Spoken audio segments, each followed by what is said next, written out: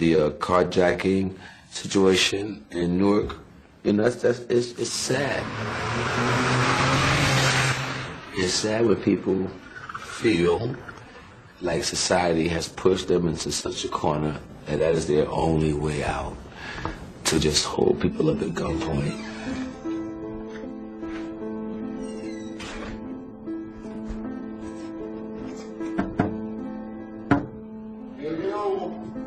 I got these cameras with me, you heard? Nah. They good, they with me, they good, my brother. I give you my word on that, they good, you heard? You're talking about what's going on in the streets of Newark right now. Carjacking. Why has this become a means of survival? They don't want to give us jobs, so you gotta get the money out of this stuff than what it used to be. Now, if you get a 2014, 2015 X5 or Porsche 2015, and it take 5 minutes to make 10 stacks, why not?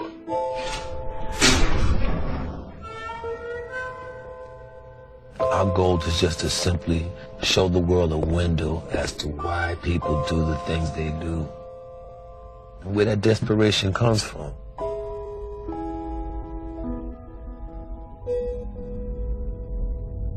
It's like they say, when the system fails you,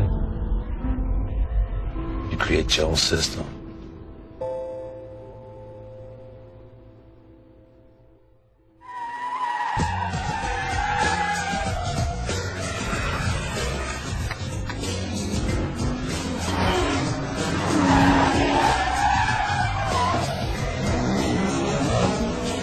Get your best drivers. I don't get you on the West Coast, I don't get you in the Midwest, I don't get you down bottom in the dirty.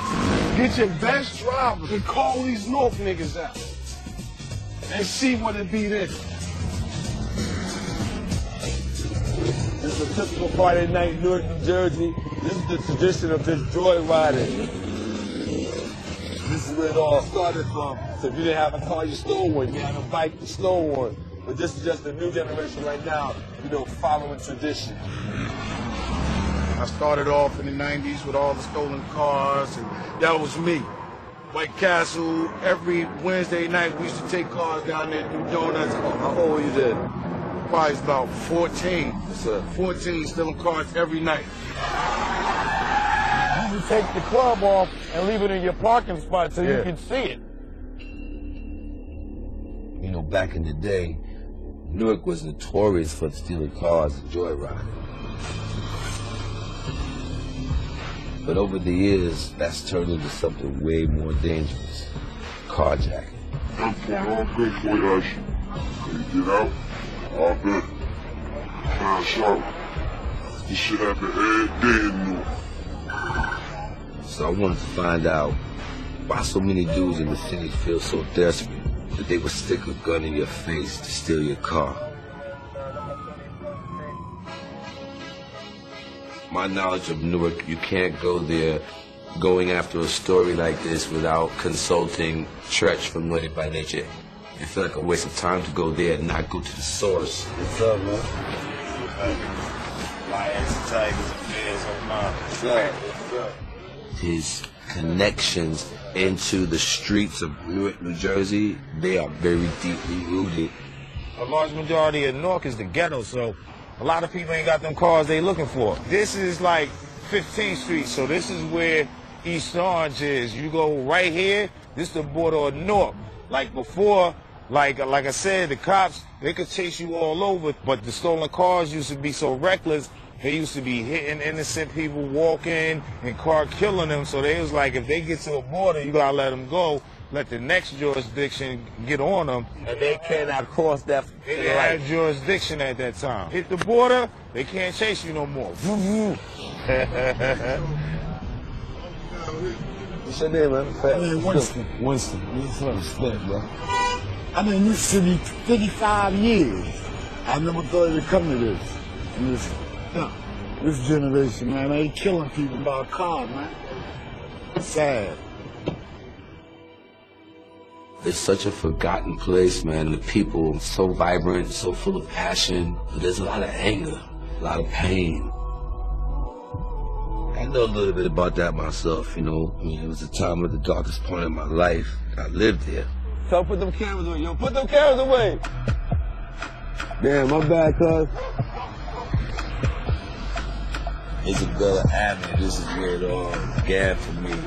My journey into manhood began on this block right here. Nigga had his shit parked up on the block, we taking that. Nigga got a farming joint, he pull up at the store thinking shit sweet. Nah, it ain't. We taking that, we hopping in that, pulling off, right. Right. A lot of history here. Second or third season of The Wire, when it appeared that I had all the money and fame in the world, I was actually broke because I was spending all my money on buffoonery. You know, Mike went from being corny Mike to being cool-ass Omar. And, you know, in my head, the lines got blurred. I was never more, you know, up in the head. You know, when I landed here, I needed to hide. And these brothers, they took me in and created a safe haven for me. With all this danger, all this carjacking, all this murder and mayhem, is a bond that I got here with these brothers, man. A fellowship is timeless. It's real.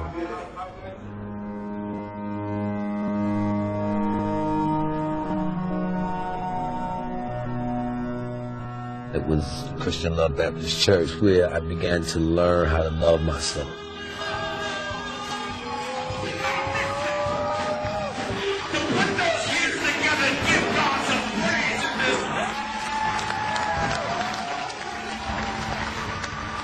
We're going to invite our brother Michael K. Williams to the pulpit. Let's receive Michael.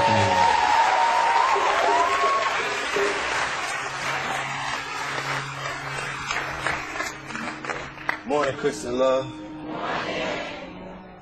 I read somewhere in a book, a just man falls 7 times. We bringing cameras in here today because of this platform that God has given me. So I'm fortunate here to see that this is who I am. I'm from East Flatbush, Brooklyn, New York, born and raised. But I became a man on these dirty streets. I became a man at Christian Love. Reverend Ronald B. Christian, you know, this is a man that I would follow to the ends of the earth. I want to ask you a question. You don't have to answer if you don't want to. You ever steal a car and joyride? No. Oh, you know, real Jersey Newark, huh? You ain't never joyride? You never did a donut? No, I stole cars, but it wasn't a joyride. It was to go rob. Oh, so you was one of those? I learned how to drive in a stolen car. Serious? Yeah. You ever ride in a stolen car? Oh, yeah, I've seen some stolen cars, too. Really? Yeah. Was it a Pinto? No. One was a yellow taxi cab. Oh, God. Did you return it? Oh, no, police stopped us on 9th Avenue and 39th Street. Told me you was the passenger? They beat the crap out of me. They beat the crap out of me. Now, this madness that's going on in the city. Yes, sir. I don't know. So you have a kid in the hood. Yeah, that's right. Who possibly gets incarcerated 16, 17. And they don't put the brakes on and stop before they get 18. So now they can't get a job working for the city, the county, the state. So now what do? You can't tell the kids to get off the block and you don't offer them an alternative to go somewhere.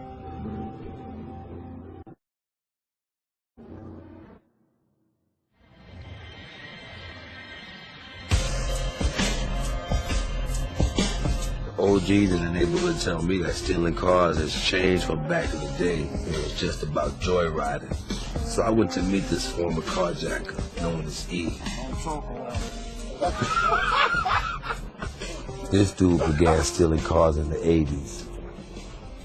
Back then, we used to just steal cars for fun, because we ain't never had shit.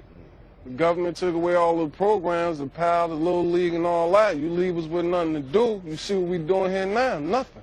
So, kids got creative. I mean, somebody happened to know how to get a car, you tell your friend. Now, me and him riding around in the car, they see us 2 blocks over. Yo, where y'all get that car from? How y'all get that car? We stole it. Now the shit starts spreading. I mean, you got motherfuckers who was out here stealing cars since they was 9 years old, sitting on stacks of books and that shit. Real talk. Real talk. Yeah. You know, but that's the car thieves of today, man. You know what I mean? Explain to me how jacking got started. How did it metamorphosize into carjacking? How did it metamorphosize into carjacking, exactly? Thank your car companies. Because they started making the cars to where as though we can't steal them. Car won't start if I don't got that electronic key. Henceforth, carjacking. It's crazy. Something that was designed to make people feel safer Actually made it worse. Made it worse. It's putting them in more danger. Yeah. Wintertime. When she get up at 5 o'clock to go to work in the morning, you think she gonna come out here and sit in that shit while I warm up? Hell no. She gonna come out here, turn that bitch on, and go back in the house. And a little dirty nigga gonna be sitting up there, got her. You think we sleep because you was just asleep? Nah, nigga. We hungry.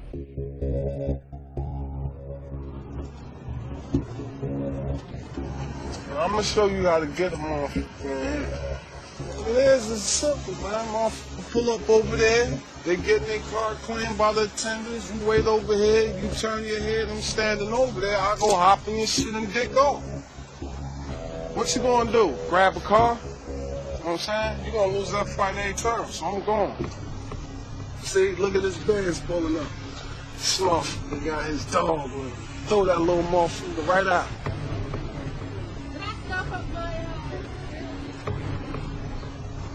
You know what I mean? And here you go.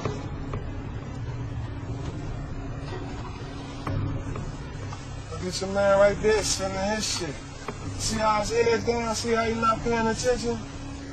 And you calmly walk up on him and you put your motherfucking gun in his face.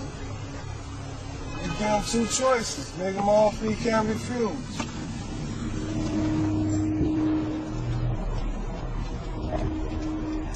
If you got something that we want, we're going to follow you. It's that it's simple, man. Like, your shit mean that much to us, man. We go out, we get a Range Rover, motherfuckers give us $10,000 for it, and there's three of us, man. Hey, we gonna eat for a month. Now, if you're a carjacker in Newark, it's like a gold mine because you are conveniently located between some of the richest suburbs in the United States. Porsche Cayenne, we got that Ferrari drop top, sitting in front of Neiman's, we got the lights. Look at this playground. Just come through and pick you something up.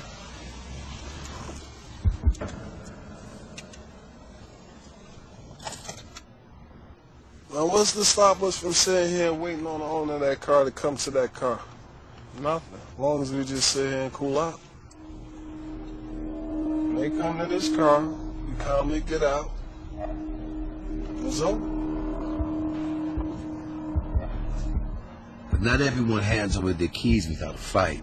Scary carjacking at a high-end New Jersey shopping mall has left a man dead. He was shot as he and his wife got into their Range Rover at the Short Hills Mall. This what dude got killed at. Caught him and his girl coming to the car. Two dudes jump out on him, flash a gun on him. Word on the street was dude knew karate or some shit and he put up a fight or a struggle. He thought they was playing. They wasn't playing. You gotta understand, man, life don't mean much for motherfuckers is from, man. It's sad to say that. Motherfucker will kill you over something out here, though. I ain't saying it's right. I ain't gonna say that at all. Sometimes you understand, man. When a motherfucker's starving, what you expect a motherfucker to do? Motherfucker's really starving. Got motherfuckers motherfucked up on dope, pills, and coke. Come on, man. Motherfucker 15 years old. What is he gonna do? Go to school? He ain't ate in 2 days. How the fuck he gonna focus on what the teacher's saying?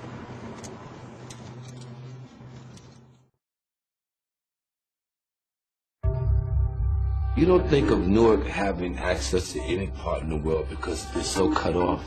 Mix that with the fact that there are no opportunities in this community. The education is minimal. You put all those things together, you got a Molotov cocktail.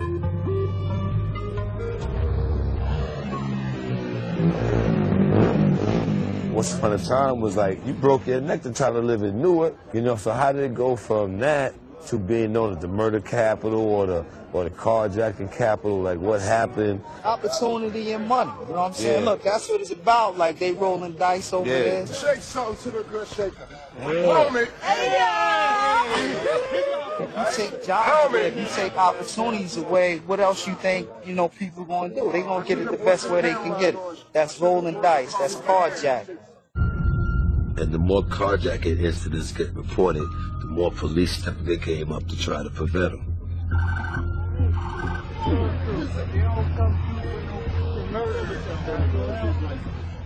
Carjacking in the late 80s, early 90s, it was very prevalent in the city of Newark. It went away. It returned in 2010, 2011. We can never tell why only in Essex County and Newark, New Jersey, carjackings were that prevalent. The Essex County Police crackdown has reduced carjacking by almost 15%. But I've hooked up with a crew who spends almost every night hunting for cars to steal. All right, so right now we're waiting for some dudes to come through with some cars. We're gonna find out where they got them from and what they got planned for them.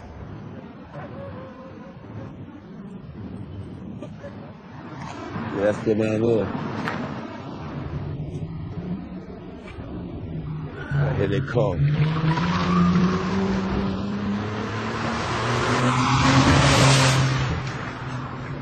They gotta be doing, I would say, about 90 to 100. Hitting those corners at about, say, 50. Crazy. This is it right here. Oh, shit. That's real right now. He just jumped the sidewalk, knocked down a stop sign. Yeah, they getting out of here. I see you got some crazy driving skills, bro. Yeah, man, I've been doing this since like the age of 10. You know, driving to elementary school, caravans, you know. Where did the car come from? Like, did you get that car today? Well, without permission. Can we go take a look at it? Sure. This car was just stolen literally 20 minutes ago. You know, you see the glass in the back. Someone's family needed this car to get to work, to their kids to school, probably their only means of transportation. The new generation of car thieves works in crews. We got our little breakdowns. You always need your eyes, you always need to stay, you always need to drive. That's what completes your team. You know, we need 3 at a time. This is what we do, like, every day, 24/7. It's not just for the thrills, but also the money, man, it's cash outs. If push came to shove, and y'all had to pull that trigger to get that car, to get that person out that car, would you do it?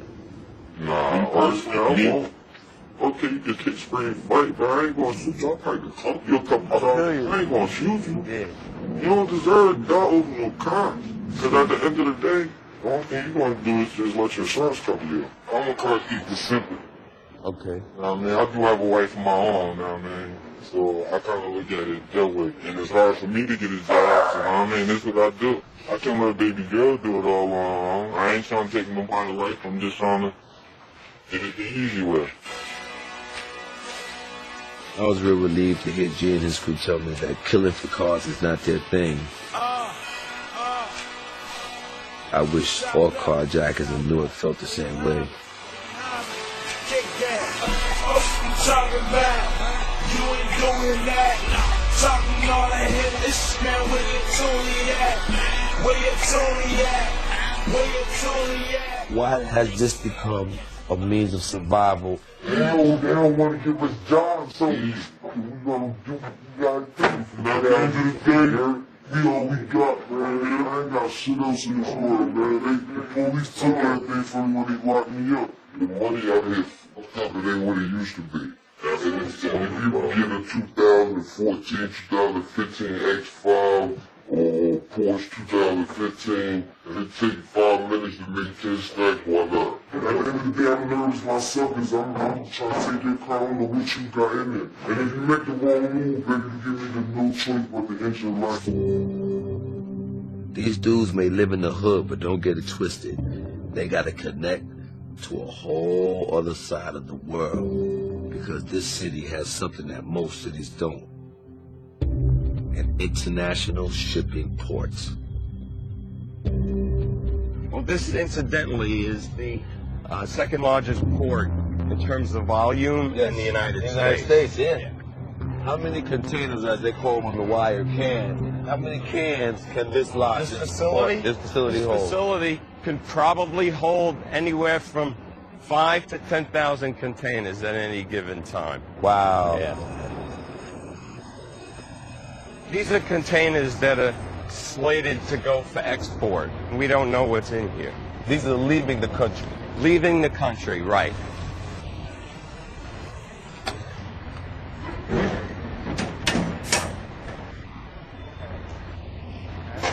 What? Okay, there seems to be, there are like 3 rows of shit. Yes. I see a refrigerator. There's a refrigerator laying sideways. This makes your job difficult, I can only imagine. Absolutely. We see this all the time. But I'd lay my next paycheck that there's a vehicle in there, and it's stolen.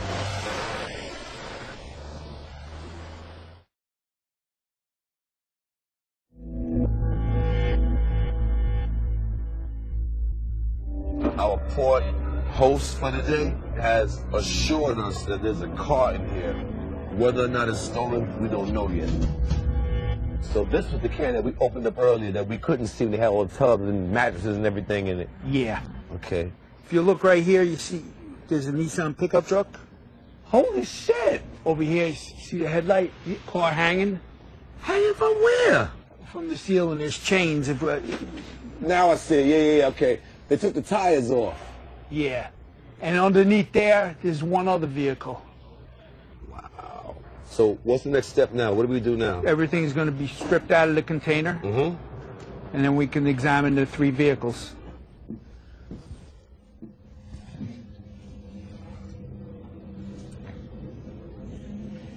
Right now we're inside of a can. Wow. They really tore this thing out. Oh shit, the key is still in there. The key is in the ignition. 2 special agents from Homeland Security Investigations agreed to talk to us if we hid their identity. A lot of people think it's just a joyride problem. It's not a joyride problem. These are international theft rings. This is what they do. Now, I've interviewed people that were bloods, were crips, and they say it's not about blue, it's not about red, it's about green. That's all it's about. That's all they care about is the money. I mean, stolen cars are $1 billion industry. So the amount that we take versus the amount that gets out, it's a drop in the bucket. Where were these cars on their way to? I believe these are going to West Africa. West Africa. Guinea, Ghana, Nigeria. Those are the ones where all the high-end stuff is really going through right now. And the cars are getting stolen almost based on orders. What the buyers in Africa want to say, I need a black Range Rover Sport, 2015. And people actually go out patrolling looking for a certain car, and if there's somebody driving it, unfortunately, the car and the car. How high-end cars get from Newark to anywhere overseas, it is so easy. It's one of the largest ports in the country with some of the most challenged policing. And the reason why most of these cars end up in Nigeria is because Nigeria is Africa's richest country. You have the rich and privileged who want this Western lifestyle. They feel they should have access to all the fancy things in life. And this right here is where a lot of the stolen cars from Newark end up. Tin Can Island. Up to 3,000 used cars clear this port every week. Let's take Obama. This is Lexus. Another Lexus. This is a Benz. It's from the States as well. Look at the condition. It's in very good condition. Some of them are almost brand new. And these cars are sold in makeshift lots all over the city. people buying them, man, they got no idea if their new ride is stolen up the streets of Newark or wherever. Every person I spoke to that was breaking the law, not one of them felt proud of what they were doing. Not one. Nobody wants to be labeled by society a menace. They do that because they feel that is their only way out. We be getting on the man about it like, yo, bro, do something in the community for us. You know what I'm saying? I got 3 bad little ass sons out here. We used to have little pool tables, hockey games, all that. None of the kids ain't got none of that no more.